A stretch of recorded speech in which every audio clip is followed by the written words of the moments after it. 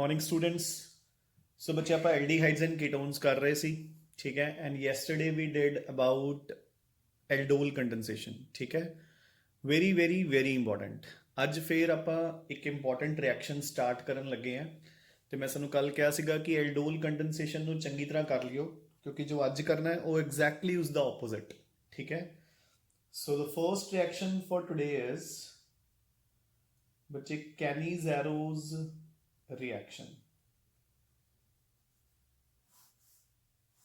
ਸੋ ਜਿਹੜੀ ਅੱਜ ਆਪਾਂ ਨੇ ਪਹਿਲੀ ਰਿਐਕਸ਼ਨ ਕਵਰ ਕਰਨੀ ਹੈ that is called Cannizzaro reaction. So exactly ਉਲਟਾ ਕੰਡੀਸ਼ਨਸ। ਸੋ ਦੇਖੋ ਇਸ ਦੇ ਵਿੱਚ ਆਪਾਂ ਲਿਖਾਂਗੇ ਵੈਨ ਐਨ ਐਲਡੀਹਾਈਡ। ਸੋ ਕੋਈ ਕੀਟੋਨ ਨਹੀਂ ਬੱਚੇ ਇਸ ਦੇ ਵਿੱਚ, ਠੀਕ ਹੈ ਨਾ। Van an aldehyde without Alpha ਹਾਈਡਰੋਜਨਸ। ਸੋ ਕਿਹੜੇ ਕਿਹੜੇ ਐਲਡੀਹਾਈਡਸ ਹੁੰਦੇ ਨੇ ਆਪਣੇ ਕੋਲ ਵਿਦਾਊਟ ਐਲਫਾ ਹਾਈਡਰੋਜਨ? ਇੱਕ ਹੁੰਦਾ ਬੱਚੇ ਫਾਰਮੈਲਡੀਹਾਈਡ ਕਿਉਂਕਿ ਉਸਦੇ ਕੋਲ ਐਲਫਾ ਕਾਰਬਨ ਹੀ ਹੈ ਨਹੀਂਗਾ, ਠੀਕ ਹੈ। ਦੂਸਰਾ ਹੁੰਦਾ ਹੈ ਬੈਂਜ਼ੈਲਡੀਹਾਈਡ, ਜੋ ਐਲਫਾ ਕਾਰਬਨ ਹੈ ਉਹਦੇ ਕੋਲ ਕੋਈ ਵੀ ਹਾਈਡਰੋਜਨ ਨਹੀਂ ਹੈ। ਐਂਡ ਤੀਸਰਾ ਕੋਈ ਵੀ ਇੱਦਾਂ ਦਾ ਐਲਡੀਹਾਈਡ ਜਿਸ ਦੇ ਵਿੱਚ ਐਲਫਾ ਕਾਰਬਨ ਦੇ ਨਾਲ ਫਰਦਰ 3 ਚੇਨਸ ਲੱਗੀਆਂ ਹੋਈਆਂ ਹੋਣ ਤਾਂ ਨੈਚੁਰਲ ਉਸਦੇ ਕੋਲ ਕੋਈ ਐਲਫਾ ਹਾਈਡਰੋਜਨ ਨਹੀਂ ਬਚੇਗਾ, ਠੀਕ ਹੈ ਨਾ। ਸੋ these are your 3 aldehydes ਜਿਨ੍ਹਾਂ ਕੋਲ alpha hydrogen ਨਹੀਂ ਹੁੰਦੇ। So when these kinds of aldehydes are treated with concentrated alkalis like concentrated NaOH, ਠੀਕ ਹੈ। ਜਦੋਂ ਆਪਾਂ ਕਿਸੇ concentrated alkali ਦੇ ਨਾਲ ਉਸ ਨੂੰ ਟ੍ਰੀਟ ਕਰਾਂਗੇ they undergo self-oxidation and reduction. So they undergo self-oxidation and reduction to yield the corresponding alcohol and acid salt.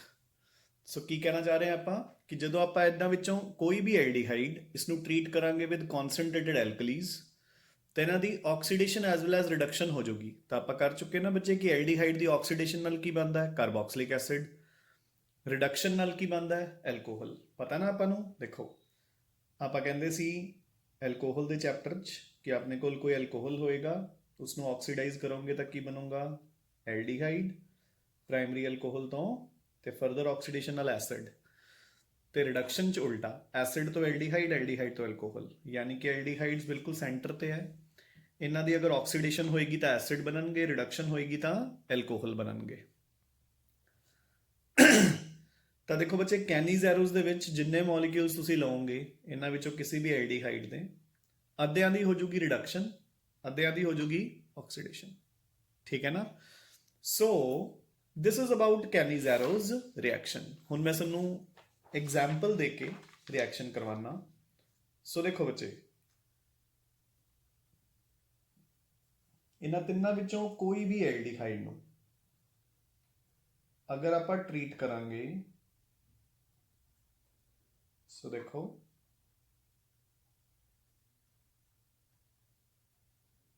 ਤਿੰਨੋਂ ਐਲਡੀਹਾਈਡਸ ਦੇ ਵਿੱਚੋਂ ਕਿਸੇ ਨੂੰ ਵੀ अगर आप ट्रीट करांगे with concentrated alkalies like NaOH, KOH, ठीक है, डन। तो की होएगा? इन्हां दी self oxidation as well as reduction हो जाएगी, ठीक है ना। सेल्फ ऑक्सीडेशन एंड रिडक्शन तो अपना मतलब की है कि हाफ मॉलिक्यूल्स दी ऑक्सीडेशन और हाफ मॉलिक्यूल्स दी रिडक्शन। सो आप रिएक्शन दे विच सब दे दो मॉलिक्यूल्स ले ले ਤਾਂ ਇੱਕ ਮੋਲੀਕਿਊਲ ਦੀ ਰਿਡਕਸ਼ਨ ਨਾਲ ਬਣਾ ਦਿਓ ਐਲਕੋਹਲ, ਉਨੇ ਹੀ ਕਾਰਬਨਸ ਦਾ ਯਾਨੀ ਕਿ ਕੋਰਸਪੋਂਡਿੰਗ ਐਲਕੋਹਲ। ਸੋ ਦੇਖੋ ਜ਼ਰਾ, ਡਨ। मैं फॉर्मेल्डिहाइड तो मिथाइल अल्कोहल बनाता, बेंजेल्डिहाइड तो बेंजाइल अल्कोहल, प्लस नाल बन जाएंगे कोरेस्पोंडिंग एसिड्स दे सॉल्ट्स।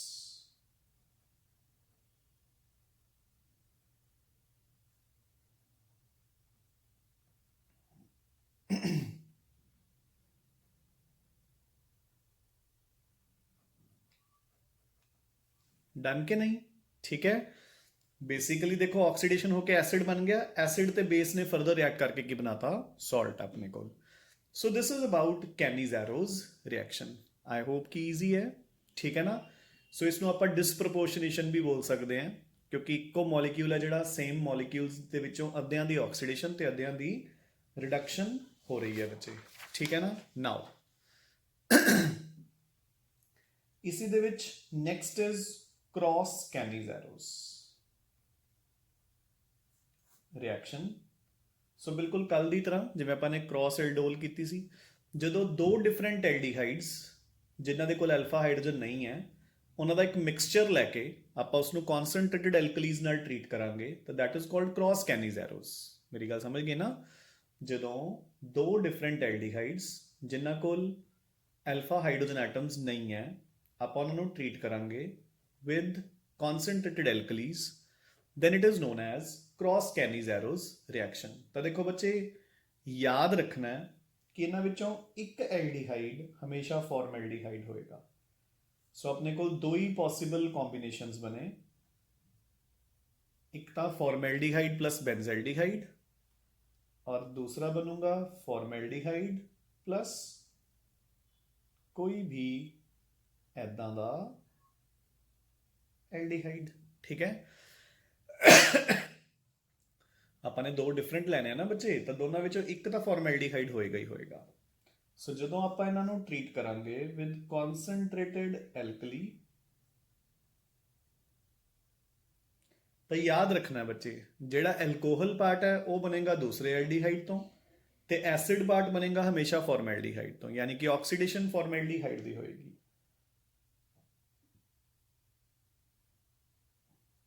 ਸੋ ਦੇਖੋ ਐਸਿਡ ਪਾਰਟ ਹਮੇਸ਼ਾ ਫਾਰਮੈਲਡੀਹਾਈਡ ਤੋਂ, ਤੇ ਦੂਸਰਾ ਐਲਡੀਹਾਈਡ ਜਿਹੜਾ ਤੁਸੀਂ ਨਾਲ ਲਿਆ ਉਸ ਤੋਂ ਬਣ ਜਾਏਗਾ alcohol, so benzyl alcohol. And similarly ਇੱਥੇ ਵੀ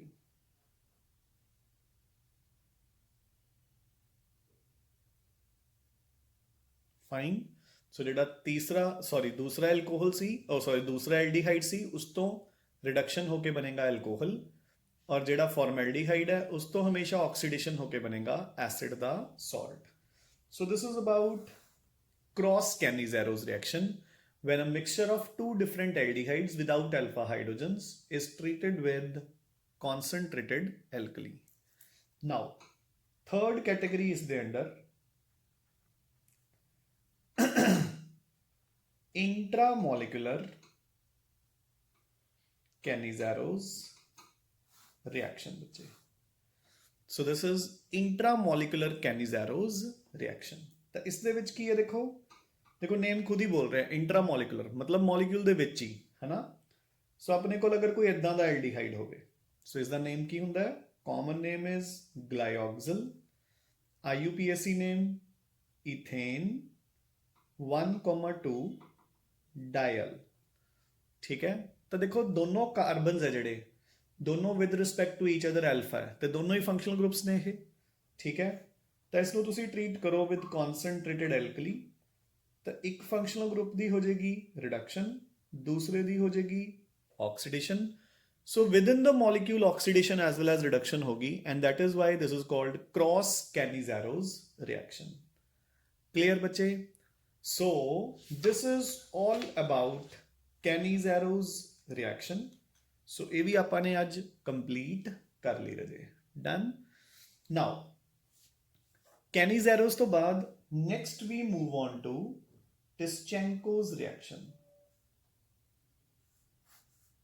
ठीक है। सो बच्चे Tischenko's reaction मैं ਤੁਹਾਨੂੰ ਦੱਸ ਦਵਾਂ ਕਿ it is ditto to Cannizzaro, same है, बस फर्क की है। देखो कैनी-ज़ेरोस ਦੇ ਵਿੱਚ ਆਪਾਂ ਐਦਾਂ ਦਾ ਐਲਡੀਹਾਈਡ ਲੈ ਕੇ ਉਸ ਨੂੰ ਟਰੀਟ ਕਰਦੇ ਸੀ ਵਿਦ ਕਨਸੈਂਟ੍ਰੇਟਡ ਐਲਕਲੀਜ਼, ਇੱਥੇ ਆਪਾਂ ਟਰੀਟ ਕਰਾਂਗੇ ਵਿਦ ਐਲੂਮੀਨੀਅਮ ਇਥੋਕਸਾਈਡ। ਤੇ ਦੂਸਰਾ ਡਿਫਰੈਂਸ ਇਜ਼ ਕਿ ਜਿਹੜਾ ਐਲਡੀਹਾਈਡ ਹੈ ਜ਼ਰੂਰੀ ਨਹੀਂ ਕਿ ਉਹ ਵਿਦਾਊਟ ਐਲਫਾ ਹੋਵੇ, ਉਹਦੇ ਕੋਲ ਐਲਫਾ ਹਾਈਡਰੋਜਨ ਹੋ ਵੀ ਸਕਦੇ ਆ। ਸੋ ਐਨੀ ਐਲਡੀਹਾਈਡ ਚਾਹੇ ਵਿਦਾਊਟ ਐਲਫਾ ਹਾਈਡਰੋਜਨ ਚਾਹੇ with alpha hydrogen is treated with aluminium ethoxide, same ਉਹਦੀ ਸੈਲਫ ਆਕਸੀਡੇਸ਼ਨ ਤੇ ਰਿਡਕਸ਼ਨ ਹੋਏਗੀ। ਇੱਕ ਮੋਲੀਕਿਊਲ ਤੋਂ ਬਣ ਜਾਏਗਾ ਐਸਿਡ, ਦੂਸਰੇ ਤੋਂ ਬਣ ਜਾਏਗਾ ਐਲਕੋਹਲ। ਸੋ ਇੱਕ ਮੋਲੀਕਿਊਲ ਤੋਂ ਬਣ ਜਾਊਗਾ ਐਸਿਡ, ਦੂਸਰੇ ਤੋਂ ਬਣ ਜਾਊਗਾ ਐਲਕੋਹਲ, ਐਂਡ ਆਪਾਂ ਨੂੰ ਪਤਾ ਹੈ ਐਸਿਡ ਐਂਡ ਐਲਕੋਹਲ ਦੇ react with each other to form ester plus water. So ਇਹ ਫਰਦਰ ਰਿਐਕਟ ਕਰਕੇ ਸਾਨੂੰ ਦੇ ਦੇਣਗੇ ਐਸਟਰ ਪਲਸ ਵਾਟਰ, ਐਸਿਡ ਦਾ OH ਤੇ ਐਲਕੋਹਲ ਦਾ H ਆਊਟ। ਸਿਮਿਲਰਲੀ ਇੱਥੇ ਐਸਟਰ ਪਲਸ ਵਾਟਰ, ਠੀਕ ਹੈ। ਇਹ ਬਣ ਗਿਆ ਮਿਥਾਈਲ ਫਾਰਮੇਟ, ਇਹ ਬਣ ਗਿਆ ਇਥਾਈਲ ਐਸੀਟੇਟ, ਠੀਕ ਹੈ। So this is about ਟਿਸਚੈਂਕੋਜ਼ reaction, ਬਿਲਕੁਲ ਸੇਮ ਕੈਨੀਜ਼ੈਰੋਜ਼ ਦੀ ਤਰ੍ਹਾਂ, ਬਟ ਇਹਦੇ ਵਿੱਚ ਜਿਹੜਾ ਐਲਡੀਹਾਈਡ ਹੈ ਉਹ ਐਲਫਾ ਹਾਈਡਰੋਜਨ ਦੇ ਨਾਲ ਵੀ ਹੋ ਸਕਦਾ ਹੈ ਤੇ ਵਿਦਆਊਟ ਐਲਫਾ ਹਾਈਡਰੋਜਨ ਵਾਲਾ ਵੀ ਹੋ ਸਕਦਾ ਹੈ। ਸੋ ਹੁਣ ਟਿਸਚੈਂਕੋਜ਼ ਨੂੰ ਆਪਾਂ ਕਿੱਦਾਂ ਡਿਫਾਈਨ ਕਰਦੇ ਹਾਂ? When an aldehyde is treated with aluminium ethoxide, it undergoes self-oxidation and reduction to yield the corresponding alcohol and acid. The alcohol and acid will further react to form esters. Done. So this completes your Tischenko's reaction. Clear, bache? Now, so next heading deo apni notebook te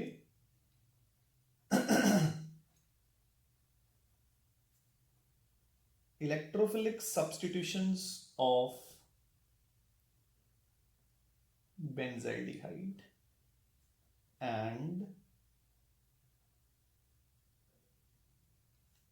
acetophenone। ठीक है ना, अपन पता ना कि benzene shows electrophilic substitutions। कितनी electrophilic substitutions? 5। Halogenation, nitration, sulfonation, Friedel-Crafts alkylation and acylation। ਤੇ ਇਹ ਪੰਜੋਂ ਦੀਆਂ ਪੰਜੋਂ ਐਲਡੀਹਾਈਡਸ ਐਂਡ ਕੀਟੋਨਸ ਦੇ ਵਿੱਚ ਪਹਿਲੀ ਗੱਲ ਤਾਂ aldehydes and ketones are double bonded group, ਤਾਂ they will be deactivating and meta directing. ਯਾਦ ਹੈ ਕਿ ਨਹੀਂ? ਸੋ ਦੇਖੋ ਆਪਾਂ ਬੈਂਜ਼ੈਲਡੀਹਾਈਡ ਲਵਾਂਗੇ,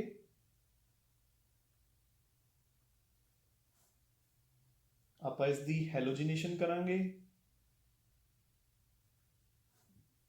ਚਾਹੇ ਇਸ ਦੀ ਨਾਈਟ੍ਰੇਸ਼ਨ ਕਰਾਂਗੇ,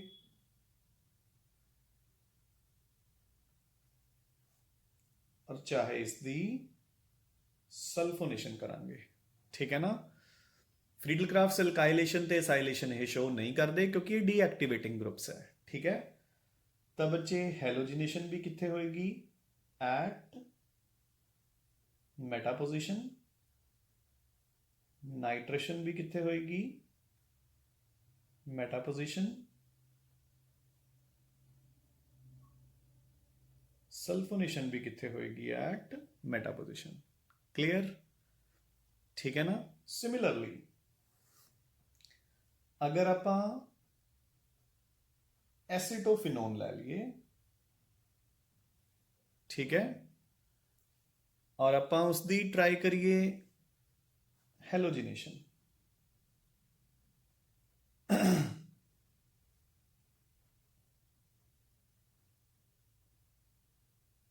तो कितने होएगी? मेटा ते।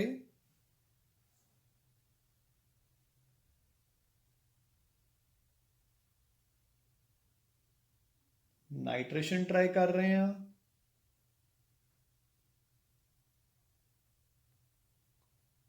तो अगेन कितने होएगी? मेटा ते।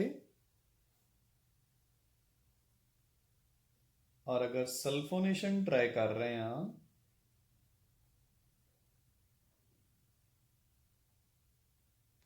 तो अगेन कितने होएगी? मेटा ते, ठीक है ना। सो बिल्कुल सिंपल वे नाल ਆਪਾਂ ਇਲੈਕਟ੍ਰੋਫਿਲਿਕ ਸਬਸਟੀਟਿਊਸ਼ਨਸ ਕੰਪਲੀਟ ਕਰ ਲੀਆਂ। ਸੋ ਐਲਡੀਹਾਈਡਸ ਐਂਡ ਕੀਟੋਨਸ ਜਿਹੜੇ ਇਹ ਗਰੁੱਪਸ ਨੇ, they will be meta directing towards electrophilic substitutions of benzene ring. So this completes another type of reactions बच्चे, ठीक है। Now come on to the last type of reactions in aldehydes and ketones, that is polymerizations। So polymerizations of aldehydes and ketones। ਉਸ ਦੇ under ਆਪਾਂ ਪਹਿਲੀ cover ਕਰਾਂਗੇ ਸੋ ਪੋਲੀਮਰਾਈਜੇਸ਼ਨ ਦੇ under ਜਿਹੜੀ ਫਰਸਟ ਕੈਟਾਗਰੀ ਆਪਾਂ ਸਟਾਰਟ ਕਰਨ ਚੱਲੇ ਆ ਬੱਚੇ, that is polymerization reactions of, so heading ਦਿਓ polymerization reactions of formaldehyde.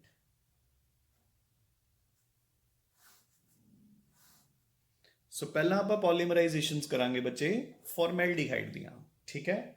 ਉਸ ਦੇ ਅੰਡਰ ਫਰਸਟ ਪੁਆਇੰਟ ਲਿਖੋ A ਪਾਰਟ कि when allowed to stand, three molecules form a cyclic trimer।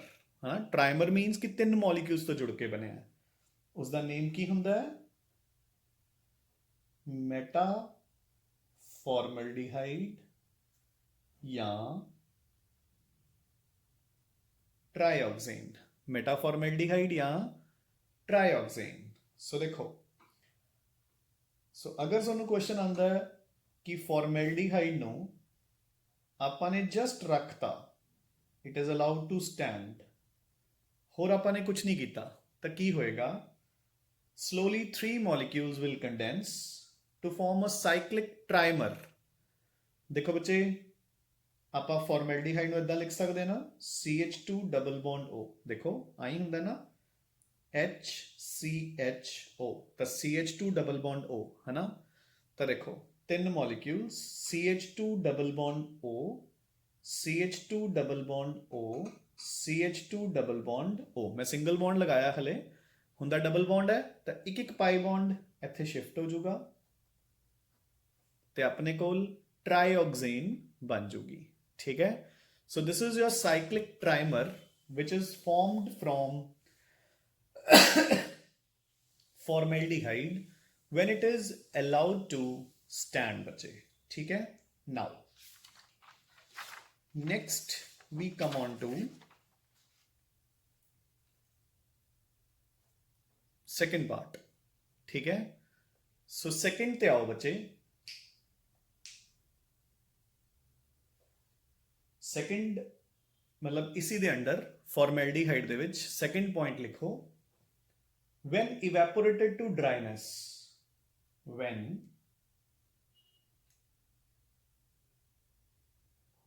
evaporated to dryness 6 to 50 molecules polymerize into a linear polymer known as paraformaldehyde, ठीक है। तो बच्चे आप जिहड़ा ड्राइनेस ते इवैपोरेट करते हैं, ये किसनू करते हैं? बेसिकली इनू ऐ लिखो when formalin is evaporated to dryness। formalin की हुंदा है 40% aqueous solution of formaldehyde, मतलब 40% formaldehyde ਤੇ 60% वाटर, ਉਹਨੂੰ ਮਿਕਸ ਕਰਕੇ ਜਦੋਂ ਆਪਾਂ ਇਵੈਪੋਰੇਟ ਕਰ ਦਿੰਦੇ ਆ, ਪੂਰਾ ਡਰਾਈ ਕਰ ਦਿੰਦੇ ਆ, ਤਾਂ 6 ਤੋਂ ਲੈ ਕੇ 50 ਮੋਲੀਕਿਊਲਸ ਕੰਡੈਂਸ ਹੋ ਜਾਂਦੇ ਨੇ ਆਪਸ ਵਿੱਚ, ਠੀਕ ਹੈ।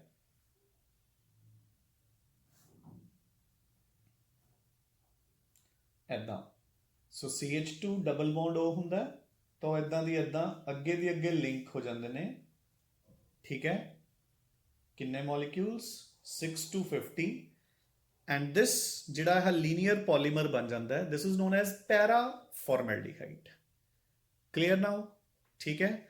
So this is your second point under the category polymerisations of formaldehyde. हुन third, so when formaldehyde, when A important है बच्चे, हम very very very important, ठीक है। एक शोर शॉर्ट क्वेश्चन है when formaldehyde is treated with phenol,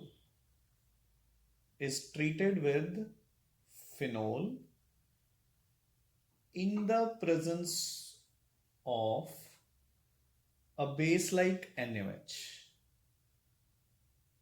a 3D cross-linked polymer, called bakelite is formed.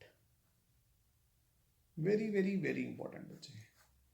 ਬੈਕੇਲਾਈਟ ਆਪਣਾ ਬਹੁਤ ਪ੍ਰੈਕਟੀਕਲ ਯੂਜ਼ ਦਾ ਪੋਲੀਮਰ ਹੈ। ਆਪਾਂ ਕਿੱਥੇ ਯੂਜ਼ ਕਰਦੇ ਹਾਂ? ਇੱਕ ਤਾਂ ਆਪਣੇ ਜਿਹੜੇ ਕੁਕਿੰਗ ਯੂਟੈਂਸਿਲਸ ਦੇ ਉੱਪਰ ਜਿਹੜਾ ਉਹ ਬਲੈਕ ਪੋਰਸ਼ਨ ਲੱਗਿਆ ਹੁੰਦਾ ਹੈ ਨਾ, ਹੈਂਡਲਸ ਦੇ ਉੱਪਰ, ਜਿੱਦਾਂ ਆਪਣੇ ਕੁੱਕਰ ਪੈਨ ਵਗੈਰਾ ਹੁੰਦੇ ਨੇ, ਉਹਨਾਂ ਦੇ ਉੱਪਰ ਬਲੈਕ ਜਿਹਾ ਪੋਰਸ਼ਨ ਲੱਗਿਆ ਹੁੰਦਾ ਨਾ, ਜਿੱਥੋਂ ਆਪਾਂ ਪਕੜ ਕੇ ਉਸਨੂੰ ਚੱਕ ਸਕਦੇ ਹਾਂ ਤਾਂ ਕਿ ਆਪਾਂ ਨੂੰ ਗਰਮੀ ਨਾ ਲੱਗੇ, ਹੈ ਨਾ, ਗਰਮੈਸ਼ ਨਾ ਲੱਗੇ, ਤਾਂ ਦੈਟ ਇਜ਼ ਬੈਕੇਲਾਈਟ। ਤੇ ਦੂਸਰਾ ਜਿਹੜੇ ਆਪਣੇ ਸਵਿਚ ਬੋਰਡਸ ਹੁੰਦੇ ਆ, ਹੈ ਨਾ, they are also made up from bakelite ਬੱਚੇ, ठीक है ना। So it is your 3D cross-linked polymer known as bakelite. Now ਹੁਣ ਦੇਖੋ ਇਹ ਕਿਵੇਂ ਬਣਦਾ ਹੈ। ਸੋ ਦੇਖੋ ਰਦੇ ਇੱਕ ਚੀਜ਼ ਮੈਂ ਤੁਹਾਨੂੰ ਦੱਸ ਦਵਾਂ ਕਿ ਬੈਕੇਲਾਈਟ ਹੁਣ ਤੁਹਾਡੇ ਸਿਲੇਬਸ 'ਚ ਹੈ ਨਹੀਂ, ਕਿਉਂਕਿ ਪੋਲੀਮਰਸ ਦਾ ਚੈਪਟਰ ਸਿਲੇਬਸ 'ਚ ਹੈ ਨਹੀਂ, ਬਟ ਆਪਾਂ ਕਿਉਂ ਕਰਵਾ ਰਹੇ ਹਾਂ? ਕਿਉਂਕਿ ਫਿਨੋਲ ਵੀ ਆਪਣੇ ਸਿਲੇਬਸ 'ਚ ਹੈ ਤੇ ਫਾਰਮੈਲਡੀਹਾਈਡ ਵੀ ਆਪਣੇ ਸਿਲੇਬਸ 'ਚ ਹੈ, ਠੀਕ ਹੈ ਨਾ। ਸੋ ਨਾਓ ਹੁਣ ਆਪਣੇ ਕੋਲ ਫਿਨੋਲ ਹੋਏਗਾ, ਠੀਕ ਹੈ, ਆਪਾਂ ਉਸ ਨੂੰ ਟ੍ਰੀਟ ਕਰਾਂਗੇ with formaldehyde in the presence of a base like NaOH। ਤਾਂ ਦੇਖੋ ਇਹ ਆਰਥੋ ਜਾਂ ਪੈਰਾ ਪੋਜੀਸ਼ਨ ਤੇ ਜਾ ਕੇ ਅਟੈਚ ਹੋ ਜਾਊਗਾ ਤੇ ਆਪਣੇ ਕੋਲ ਇਦਾਂ ਦੇ ਦੋ ਆਈਸੋਮਰਸ ਬਣ ਜਾਣਗੇ,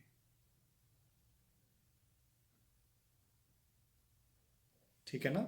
ਸੋ ਸਿੰਪਲੀ ਆਰਥੋ ਜਾਂ ਪੈਰਾ ਪੋਜੀਸ਼ਨ ਤੇ ਆਪਾਂ ਨੇ ਐਡ ਕੀਤਾ ਹੈ, ਠੀਕ ਹੈ।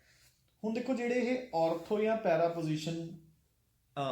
ਪੈਰਾ ਆਈਸੋਮਰਸ ਬਣ ਗਏ, ਅਗਰ ਇਹਨਾਂ ਵਿੱਚੋਂ ਸਿਰਫ ਆਰਥੋ ਆਈਸੋਮਰਸ ਕੰਡੈਂਸ ਹੋ ਜਾਣ ਇੱਕ ਦੂਸਰੇ ਨਾਲ, ਦੇਖੋ ਕਿੱਦਾਂ।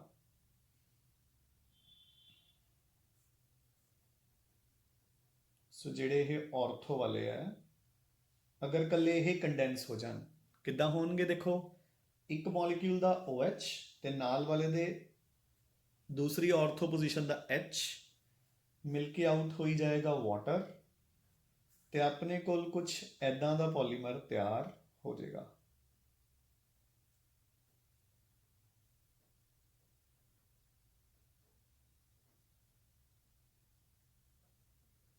ਸੋ ਅੱਗੇ ਦੀ ਅੱਗੇ ਦੇਖੋ ਇਦਾਂ ਲਿੰਕ ਹੋਈ ਜਾਏਗਾ। This linear polymer is known as novolac. This linear polymer is known as novolac. ਤੇ ਜੇ ਬੱਚੇ ਆਰਥੋ ਐਂਡ ਪੈਰਾ ਦੋਨੋਂ ਆਈਸੋਮਰਸ ਕੰਡੈਂਸ ਹੋਣਗੇ ਤਾਂ we will get a 3D cross linked polymer known as bakelite. ਮੈਂ ਤੁਹਾਨੂੰ ਉਹ ਵੀ ਸ਼ੋਅ ਕਰੂੰਗਾ। ਇਹ ਮੈਂ ਜਸਟ ਤੁਹਾਨੂੰ ਤਾਂ ਸ਼ੋਅ ਕੀਤਾ ਕਿ ਆਪਾਂ ਨੂੰ ਪਤਾ ਲੱਗ ਜੇ ਕਿ ਆਪਾਂ ਨੇ ਕੰਡੈਂਸੇਸ਼ਨ ਕਿੱਦਾਂ ਕਰਨੀ ਹੈ। ਹੁਣ ਦੇਖੋ ਬਹੁਤ ਸਾਰੇ ਮੋਲੀਕਿਊਲਸ ਆਰਥੋ ਆਈਸੋਮਰ ਦੇ, ਠੀਕ ਹੈ, ਪਲੱਸ ਬਹੁਤ ਸਾਰੇ ਮੋਲੀਕਿਊਲਸ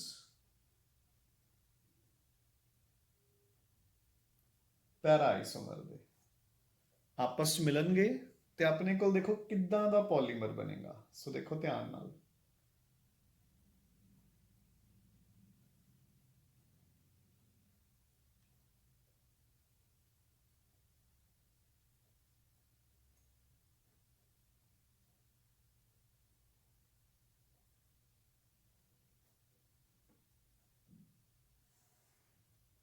ਠੀਕ ਹੈ। ਇੱਥੇ ਮੈਂ ਤੁਹਾਨੂੰ ਲੀਨੀਅਰ ਪੋਲੀਮਰਾਈਜੇਸ਼ਨ ਸ਼ੋ ਕਰਤੀ। ਹੁਣ ਦੇਖੋ ਸੋ ਅੱਗੇ ਪੈਰਾ ਪੋਜੀਸ਼ਨਸ ਇੱਕ ਦੂਸਰੇ ਨਾਲ ਫੇਰ ਅਟੈਚ ਹੋ ਜਾਣਗੀਆਂ।